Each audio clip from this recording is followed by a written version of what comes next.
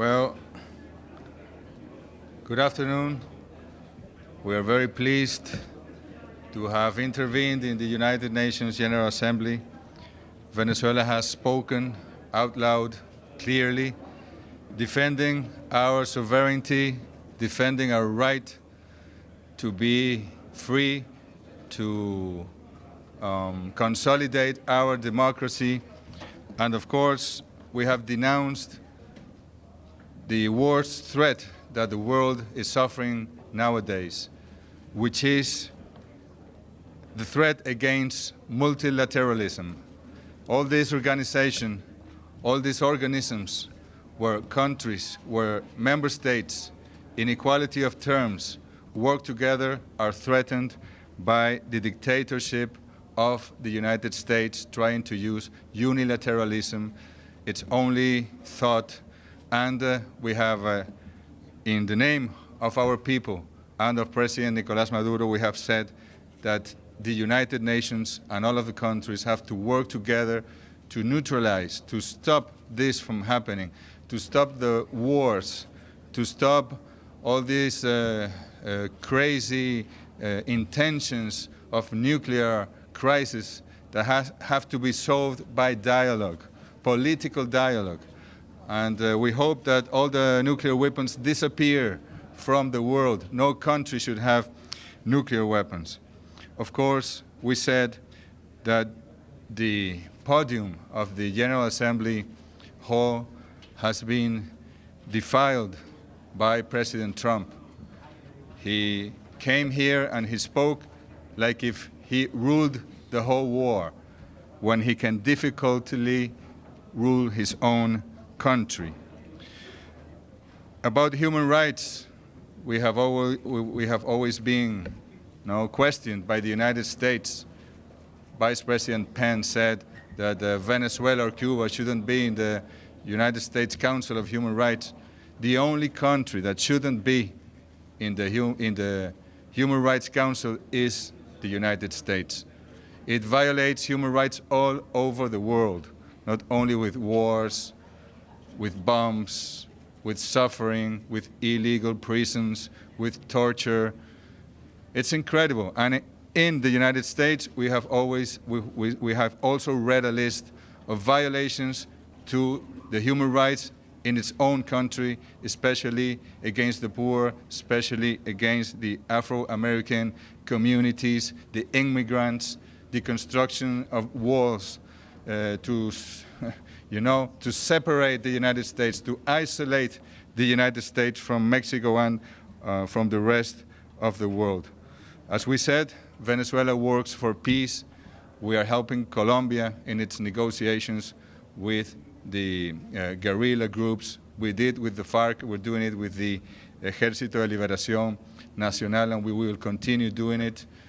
We also congratulated and we are very grateful to the Secretary General, Antonio Guterres, because he's working with us, with Guyana, with good offices in order to look for a satisfactory solution for both parts in the framework of the Geneva Agreement. And about climate change as well. The United States is going out, is trying to retire from the Paris Treaty. That's hostile to the rest of the world. It's a very bad signal to the islands and countries that have suffered the hurricanes, 1, 2, 3, 4, 5 hurricanes, one after the other, very close to New York, and that the prime ministers of Dominica or of Antigua and Barbuda came and said they are putting the victims, their people are dying in a war that they did not start and they do not belong to.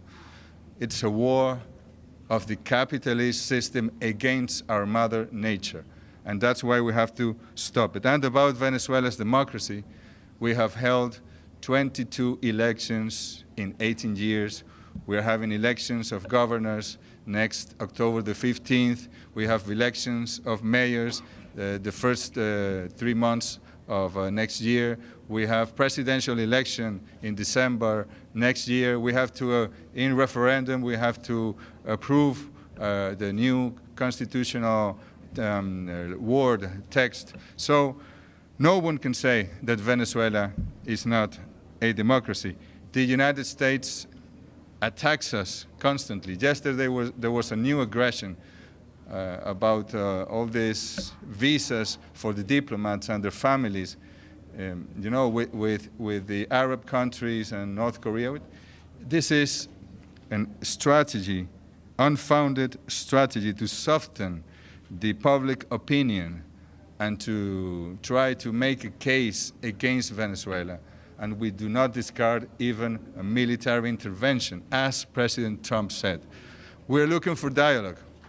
We're looking for channels with the government, with the administration of Mr. Trump. We have to stop the madness and the irrationality.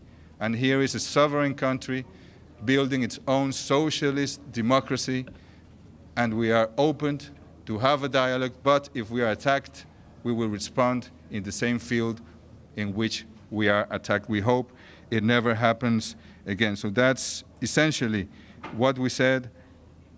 And of course, the NAM, the Non-Aligned Movement, approved a very important declaration, the New York Political Declaration, condemning the unilateral coercive measures against the country's 120 member states. 2/3 of the General Assembly agreed in this declaration, and it's a very important signal against not only the government of the United States, but other governments in the world with supremacist arrogance that want or seemed to rule the world. Thank you very much. ¿Qué diría sobre el travel ban? Añadiendo Venezuela, mencionó, pero ¿qué diría? What would you say? It's Pamela Falk, CBS News. What would you say specifically about the travel ban? And are you sending a message to President Trump that President Maduro would like to speak to him directly? El presidente Maduro siempre estaba abierto al diálogo con el presidente Trump y con cualquier presidente de este mundo, siempre que haya relaciones de respeto mutuo. Sin embargo, vemos una agresión tras otra del gobierno, de este gobierno, aunque ya comenzó esto con el gobierno del presidente Barack Obama, ¿no? El 9 de marzo del año 2015 se declaró a Venezuela una amenaza inusual y extraordinaria para la seguridad nacional de los Estados Unidos. Semejante argumento absurdo, ¿no? Y bueno, eso abrió las puertas para que ahora este gobierno extremista, supremacista, ataque permanentemente a Venezuela. Y a pesar de ello, la diplomacia bolivariana de paz se fundamenta en el diálogo. Agotaremos todas las instancias de diálogo y ojalá que surja algún vocero, alguna puerta que se abra para poder decir la verdad. Ojalá el presidente Maduro pudiese visitar al presidente Trump. Ojalá yo pudiese hablar con el secretario de Estado. Hasta ahora no ha sido posible, pero nuestra voluntad está aquí.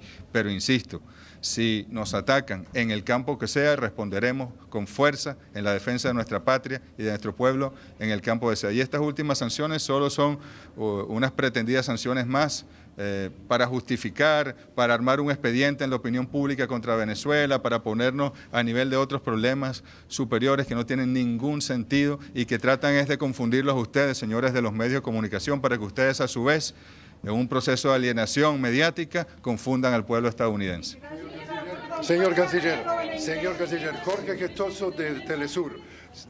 Usted dijo que la ONU es la Casa de la Paz, que fue profanada, irrespetada y ofendida, califica y denuncia el descaro y la hipocresía política del presidente Trump, el unilateralismo dictatorial y le pide o espera que las Naciones Unidas, dice usted, pueda neutralizar estas medidas coercitivas de Estados Unidos. No está, según los analistas, en la casa equivocada porque Naciones Unidas pasó a ser un instrumento a través del Consejo de Seguridad de Estados Unidos para seguir sancionando a Venezuela y es un tanto inocente pensar que lo van a ayudar acá.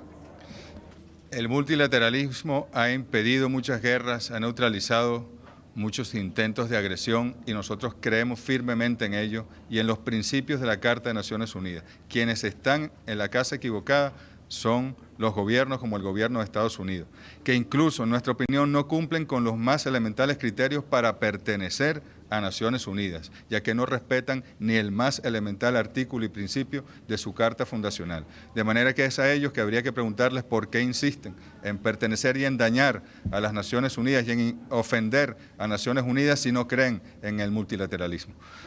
¿A Venezuela a foros internacionales para seguir denunciando estas sanciones y estas medidas de Estados Unidos? Absolutamente. Donde podamos denunciarlo, lo vamos a denunciar y, como hemos dicho, con mucha firmeza, pero siempre con el corazón abierto para el diálogo. El pueblo de Estados Unidos es nuestro amigo.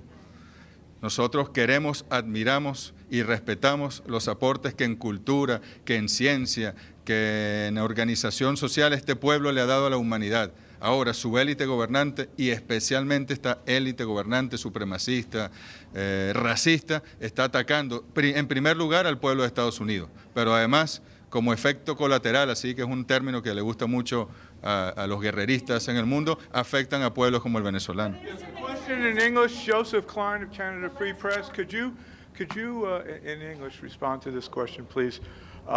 President Trump in his speech talked about what he viewed as the failure of socialism, and that actually your Yes. Venezuela's economic performance demonstrates the failure of the socialist ideology. Could you comment on that, please? Thank you. That's very sad because, you know, those ideological differences nowadays have no sense. We have to respect each model.